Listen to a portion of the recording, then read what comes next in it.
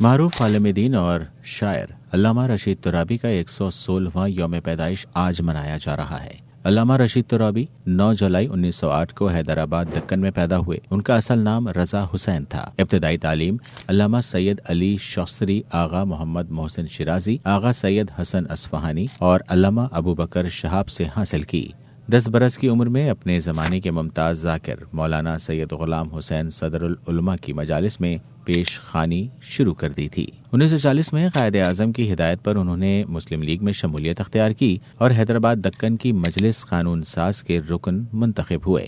علامہ رشید ترابی ایک قادر الکلام شاعر بھی تھے۔ علامہ رشید ترابی نے 1951 میں روزنامہ المنتظر کا اجرا کیا۔ وہ شاعر بھی تھے۔ ان کی مرتب کردہ کتابیں طب معصومین، حیدرآباد کے جنگلات اور دستور علمی و اخلاقی مسائل بھی شائع ہو چکی ہیں۔ وہ 18 دسمبر 1973 کو خالق حقیقی سے جا ملے۔